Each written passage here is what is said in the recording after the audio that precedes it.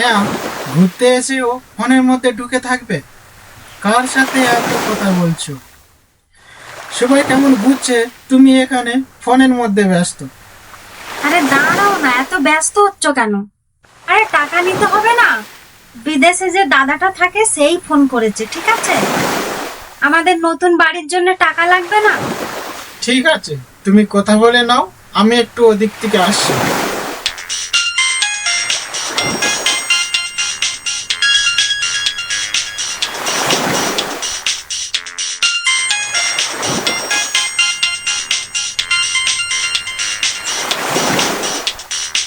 Hello, হ্যাঁ বলো।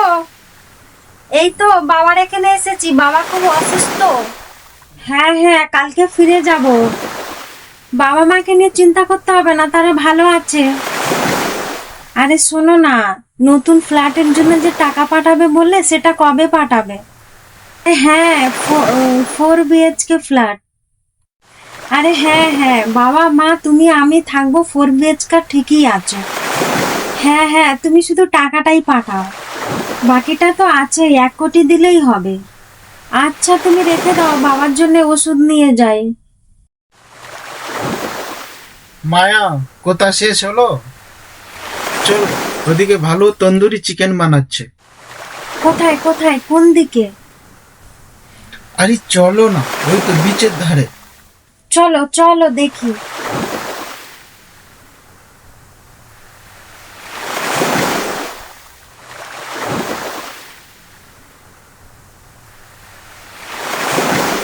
ওই এসো, তন্দুরি হয়ে গেছে।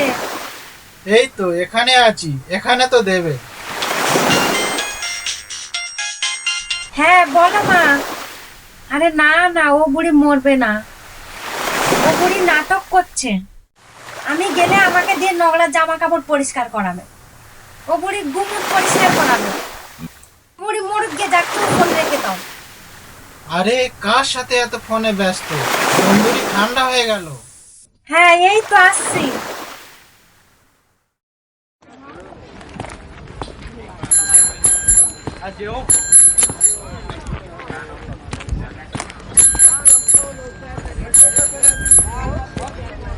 কি রে লালু, মাস্টারমশাই আজকের আবার দুটো সিঙ্গাড়া কিনে নিয়ে যাচ্ছে? হ্যাঁ গো রমেশ দা, প্রায় প্রতিদিনই তো নিয়ে যায় মানুষটা। মাস্টারমশাইকে দেখলে কষ্ট হয় বুঝলি। কি ভাগ্য দেখ, একটাই ছেলে, চাকরির পয়সা জমি জায়গা বিক্রি করে ছেলেকে বিদেশে পড়ালো, সুন্দরী মেয়ে দেখে ছেলের বিয়ে দিল। এখন ভাগ্য দেখ, প্রতিদিন সিঙ্গাড়ার মুড়ি খেয়ে কাটাতে হচ্ছে। ও রমেশ দা, মাস্টারমশাই স্ত্রী তো বেঁচে আছেন। আরে বেঁচে তো আছেন, কিন্তু দীর্ঘদিন ধরে অসুস্থ। আর বৌমাটাকে দেখ, ভগবান এইরকম বৌমা যেন কারোর ভাগ্যে না দেয়। ছেলে তো কোনো টাকা পাঠায় না, এদিকে বৌমা মাস্টারমশাইয়ের পেনশনের টাকা পর্যন্ত ঝগড়া করে নিয়ে চলে যায়। মাস্টারমশাই এই বয়সে টিউশন করে, স্ত্রী অসুস্থ, তার ওষুধের খরচ, এই দুটো মানুষ ছেলের জন্য এত কিছু করে শেষে বৃদ্ধ বয়সে এই পরিণতি। রান্না করার কেউ নেই, মানুষটার মুখের দিকে তাকানো যায় না, দিন রাত শুধু মুড়ি আর ওই সিঙ্গাড়া খেয়ে থাকে। কি করবে, রান্নার তো কেউ নেই। মানুষটার দুর্দশা চোখে দেখা যায় না বুঝলি। আরে লালুটা তো মহা জ্বালাতন করছে, গাধাটাকে দেখে সেই থেকে ভৌ ভৌ করে চলেছে, কানের একবারে পোকা বের করে দিল। রমেশ দা, তা মাস্টারমশাই ছেলে জানে না তার বাবা মায়ের এরকম অবস্থার কথা? ছেলে কি একবারও ফোন করে খোঁজ খবর নেয় না? এমন পুরাঙ্গার ছেলে বাবা জন্মেও দেখি। আরে মাস্টারমশাই সেকেলে মানুষ, ফোন টোন ব্যবহার করেন না। আমরা তো পড়েছি ওনার কাছে, এখন আমার ছেলেকে টিউশন পড়ান। কতবার অনুরোধ করেছি যে আপনার ছেলের ফোন নম্বরটা দিন, আমরা কথা বলি। উনি বলেন আমার কাছে তো ফোন নম্বর নেই বাবা। আর ছেলের যখন ইচ্ছে নেই, তখন আমি নিজে আর ফোন করে কি করব বাবা। মানুষটার দুর্দশা চোখে দেখা যায় না বুঝলি। ওনার স্ত্রীর তো অবস্থা খুব ভালো নয়, যে কোনো দিন না কোনো দুর্ঘটনা ঘটে যায়। আমি তো মাঝে মাঝে যাই দেখতে, গেলে কাকিমা শুধু কাঁদে, শুধু বলে কবে চলে যাব, ছেলেকে যদি একবার দেখে যেতে পারতাম। সত্যি কথা বলতে কি জানিস, এইসব দেখার পর আর ছেলে মানুষ করতে ইচ্ছে করে না। বাবা মা কত পরিশ্রম করে ছেলের শখ আহ্লাদ পূরণ করে।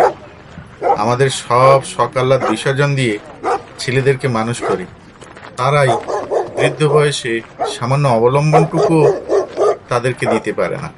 বলছি, ও রমেশ দা, আমার এক শ্বশুরের ছেলে, সেও তো কানাডাতে থাকে। তাকে কি মাস্টারমশাই ছেলের সঙ্গে দেখা করে তাদের এই অবস্থার কথা জানাতে বলবো? আমিও দু একবার কানাঘুষো শুনেছিলাম ওনার এই খারাপ অবস্থার কথা, কিন্তু এতটা সিরিয়াস অবস্থা সেটা জানতাম না।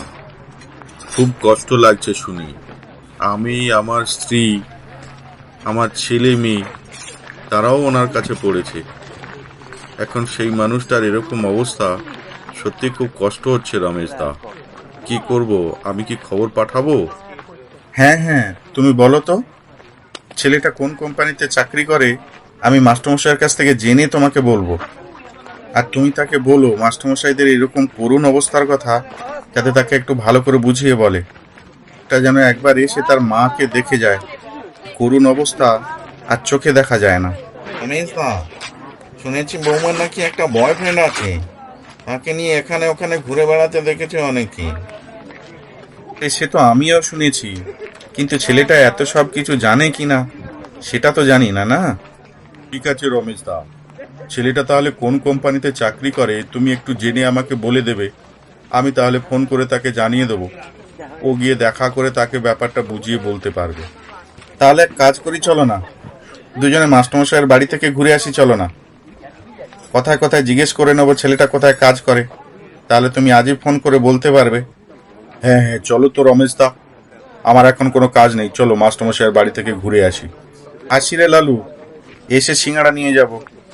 হ্যাঁ হ্যাঁ ঠিক আছে রমেশ দা, আমি গরম গরম ভেজে রাখবো, তুমি এসো।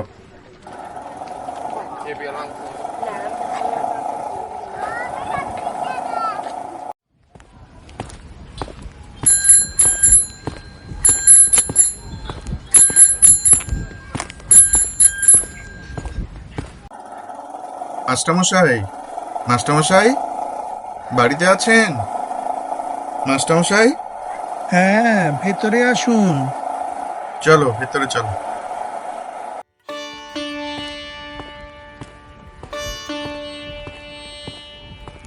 মাসিমা কেমন আছেন? আপনাদের দেখতে এলাম। বাবা, কানটা এখনো পর্যন্ত আছে, তাই বেঁচে আছি। মাস্টারমশাই, এমন সময় মুড়ি সিঙ্গাড়া খাচ্ছেন? দৃষ্ট বাবা, অদৃষ্ট।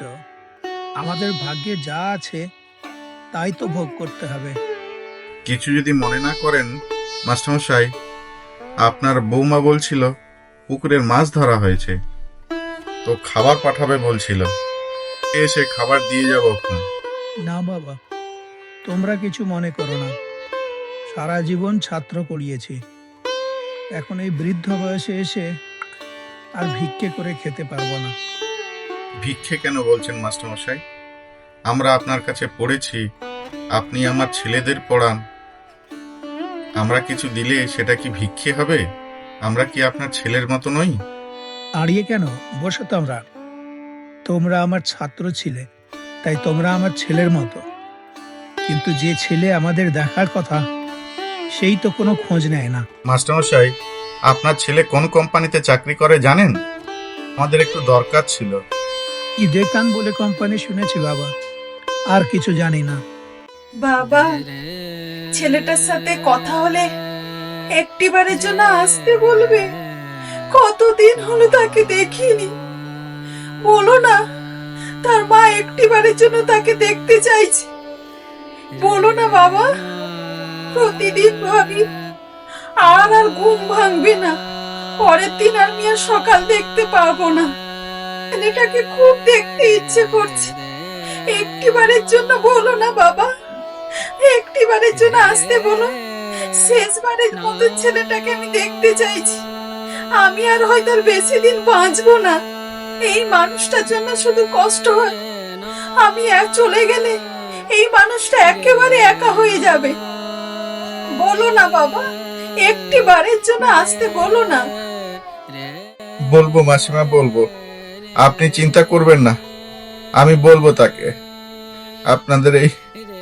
আপনার কথা বলবো।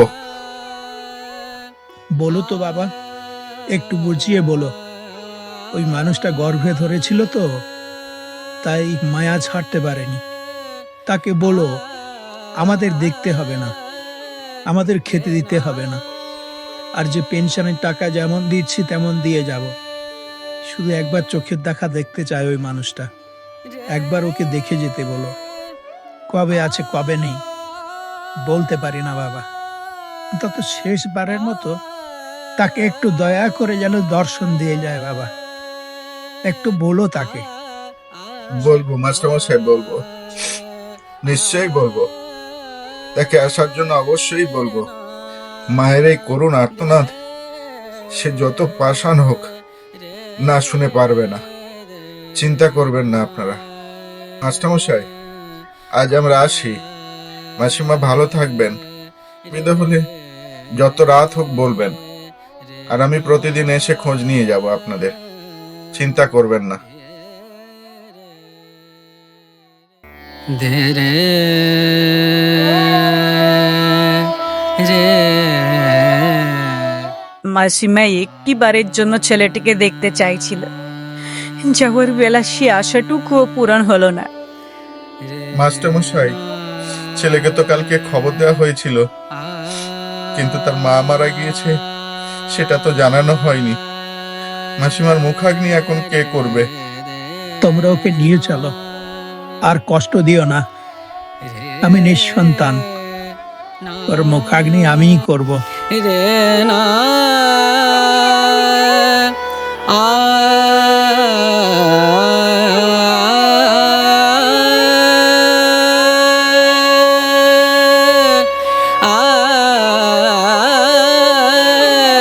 রে না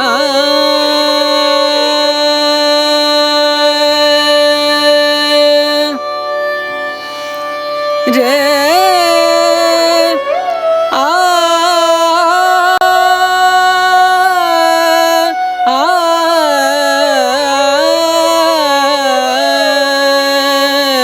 আ আ আ আ রে না দে রে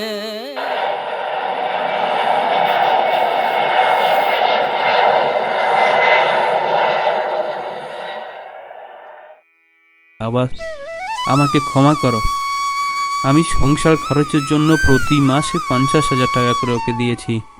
হাত খরচার জন্য আলাদা করে টাকা দিয়েছি। আবার যখন তখন আমার কাছ থেকে এই বলে টাকা নিয়েছে যে বাবা অসুস্থ, মা অসুস্থ হয়ে পড়েছে, টাকা পাঠাও। আমি কখনো 1.5 লাখ, কখনো 2 লাখ টাকা পাঠিয়েছি।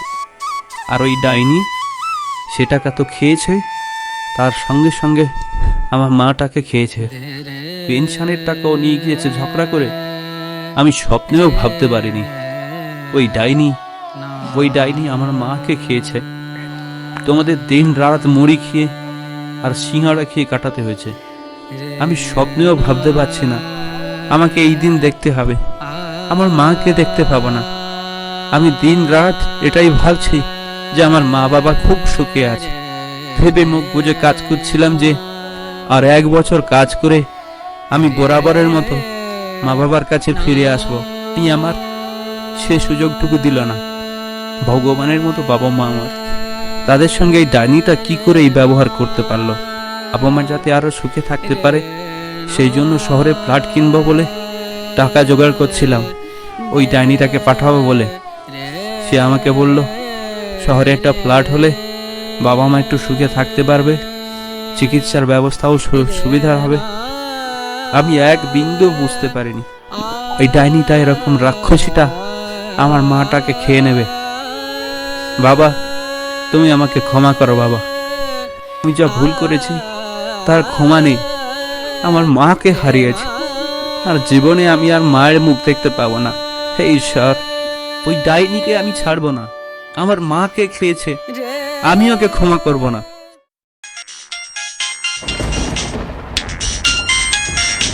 তো তুমি কোথায়? হ্যাঁ বলো, এই তো আমি বাড়িতে। বাবা মা কেমন আছে? হ্যাঁ, বাবা মা ভালো আছে।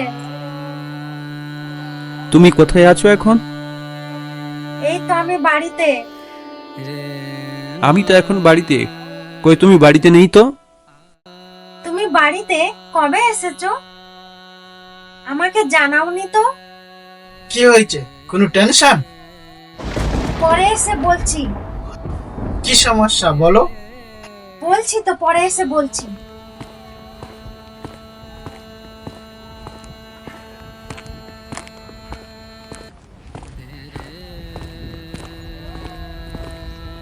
দাঁড়াও ওখানে, বাড়িতে ঢুকতে হবে না। তুমি না বলছিলে তুমি বাড়িতে আছো? তুমি আসবে আগে থেকে আমাকে জানাবে তো। কয়েকদিনের জন্য বাপের বাড়ি চলে গেছি, তাতেই এত রাগ? গায়ে যে চামড়াটা আছে ওটা কি মানুষের চামড়া না অন্য কিছু? তোমার বাবা মাকে ফোন করেছিলাম, তারা বলছে তুমি 6-7 দিন আগে বেরিয়েছো। 6-7 দিন কোথায় ছিলে? ছাড়ো ওসব, যে যার নামে ছিলে, আমার জানার দরকার নেই। তুমি আমাকে একটা কথার উত্তর দাও, তোমাকে প্রতি মাসে আমি 50,000 করে টাকা পাঠাতাম যাতে সংসার খরচ চলে। সেসব টাকা তুমি কি করেছ? ওই মানুষ দুটো দিনের পর দিন সিঙ্গাড়া আর মুড়ি খেয়ে কাটিয়েছে। আমার মাটা বিনা চিকিৎসায় মারা গিয়েছে। তোমাকে আমি যখনই ফোন করতাম তুমি বলতে তারা ভালো আছে, তারা সুখে আছে। আমি বারবার বলতাম যে তাদের সঙ্গে আমাকে কথা বলাও, আমি এখানে আছি ওখানে আছি বলে আমাকে এড়িয়ে যেতে। আমাকে না পশু বললেও পশুদের অপমান করা হয়। আমি অনেক মানুষ দেখেছি এই পৃথিবীতে, কিন্তু তোমার মতো নিকৃষ্ট প্রাণী আমি পৃথিবীতে আর দ্বিতীয়টা দেখিনি। রাক্ষসী আমার মাকে খেয়েছে, আবার এখানে কেন এসেছ? বেরিয়ে যাও এখান থেকে, তোমাকে আমি ডিভোর্স পেপার পাঠিয়ে দেবো। আমাকে তো কেউ কিছু জানায়নি। আর হাত খরচের টাকা তো আছেই, সংসার খরচের টাকা, বৃদ্ধ শ্বশুরের পেনশনের টাকা, সব নিয়ে গিয়ে তুমি হোটেলে হোটেলে ফুর্তি করে বেড়াবে, আর তোমাকে খবর দিতে হবে? ডাইনি কথাকার, রাক্ষসী কথাকার, দূর হয়ে যাও আমার চোখের সামনে থেকে। পোড়া মুখ যেন আমি জীবনে আর না দেখি। আমাকে ক্ষমা করে দাও, আমি তো এসব কিছু জানতামই না। তোমার কুমিরের কামের কোনো দরকার নেই, যাও এখান থেকে। এখান থেকে এসেছিলে সেখানেই যাও। বাবা আমাকে ক্ষমা করে দিন, আমার ভুল হয়ে গেছে।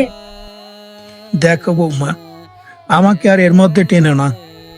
তোমাদের এই সাংসারিক বিষয়ে আগে যেমন কিছু বলিনি, এখনো তেমন কিছু বলবো না।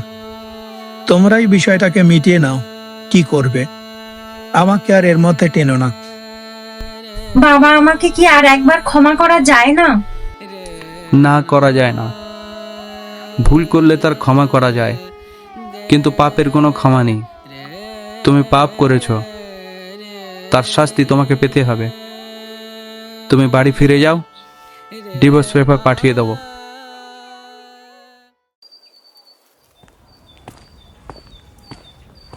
আরে তুমি বেঁচে আছো? তবে তোমার বাবা মা বললো যে তুমি মারা গিয়েছো। আচ্ছা, আজকে সকালে বেরিয়ে গেল, বলল মেয়ের পিণ্ডদান করতে হবে গয়াতে। তুমি এদিকে কোথা থেকে আসছো? কি ব্যাপার কিছু বুঝতে পারছি না। বাবা মা পিণ্ডদান করতে যাচ্ছে, ব্যাপারটা কি বুঝতে পারছি না। কি হয়েছে আমাকে একটু বলো তো।